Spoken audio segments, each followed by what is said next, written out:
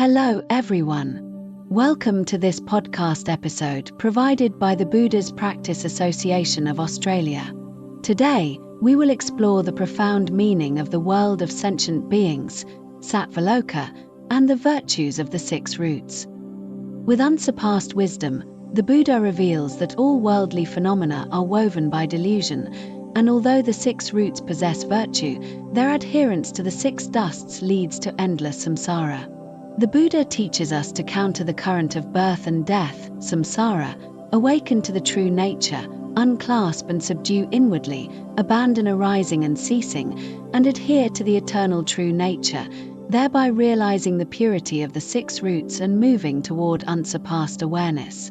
1. The world of sentient beings, woven by delusion. The Buddha teaches that the world of sentient beings is constituted by the 10 directions, space, and the 3 periods, time.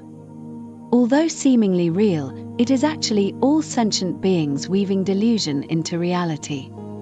It is an illusory body and mind formed by the interweaving of the six roots and the self-nature.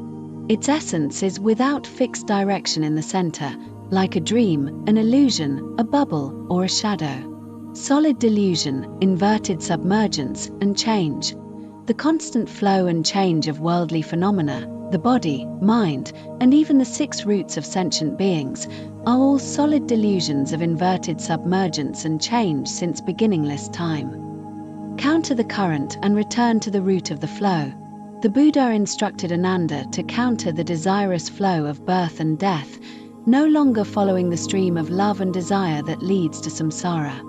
Instead, he must turn back and exhaust the root of the flow, reaching the non-arising and non-ceasing, investigate the root of birth and death, turn the light inward, and abide in the wondrous bright true mind that is neither born nor destroyed, no longer pursuing the 3 continuities, the world, karma, and sentient beings. Dissolving illusions, transforming awareness. When the practitioner completely uproots karmic habits, the inner light shines forth, and the light of the self-nature manifests. At this point, the illusory forms of the 4 floating dusts, earth, water, fire, wind, and the changing phases of the world of vessels dissolve instantly, like ice melting in boiling water. This transforms afflictions into unsurpassed awareness, uniting with the pure, original nature of the Tathagata. 2.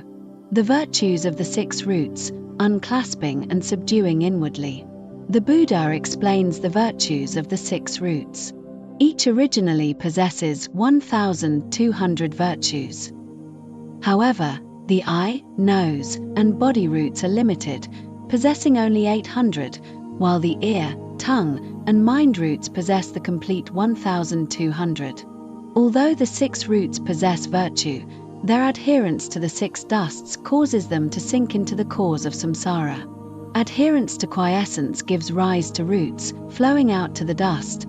The six roots originate from the wondrous perfect center, where adherence to quiescence gives rise to seeing, hearing, smelling, tasting, sensing, knowing. The self-nature is fundamentally pure and quiescent, yet due to its adherence to the six dusts, it reflects form to form the eye root, reflects sound to roll into the ear root, and flows out to the six dusts, forming the 4 floating dusts. Do not follow conditioned phenomena. The Buddha teaches not to follow the 12 conditioned phenomena, such as movement and stillness, union and separation, ease and change, penetration and obstruction, arising and ceasing, brightness and darkness. One should no longer conform to these arising and ceasing changes, thereby severing the grasping at the six dusts. Unclasping and subduing inwardly, returning to the original truth. The key to cultivation is to subdue inwardly, returning to the original truth by withdrawing one root, unclasping its adherence. Choose one root, such as the ear root, withdraw it from its adherence to the six dusts, and make it submit to the true nature. Deep penetration through one gate, purity of the six roots. Although the six roots seem independent, they are fundamentally one entity. Deep penetration through one gate means entering the self-nature through one root, reaching the state of entering one without delusion, such that the 6 knowing roots become pure simultaneously. 3. The hearing nature is not extinguished, the roots and dusts dissolve. The Buddha uses the analogy of striking a bell to reveal the truth that the hearing nature is not extinguished. The hearing nature is not extinguished, the sound of the bell arises and ceases, but the hearing nature is neither obscured nor extinguished. Even if the body dissolves and life passes away, the hearing nature remains eternal. Abandon arising and ceasing, adhere to the eternal true nature. One should abandon arising and ceasing and adhere to the eternal true nature. Abandon the mind of the roots, dust, and consciousness, which are subject to arising and ceasing, and abide in the immutable self-nature. When this is achieved, the constant light manifests, and the roots, dust, and consciousness dissolve instantly, like ice melting in boiling water. Afflictions and karmic habits dissolve instantly, leading to unsurpassed awareness and the realization of the interchangeable functioning of the 6 roots. 4. Conclusion. Recognize the illusion of the world, cut off the grasping at the 6 dusts, penetrate deeply through one gate, adhere to the immutable nature of the eternal true nature, eliminate the dust, unite with awareness, and realize unsurpassed body. Thank you.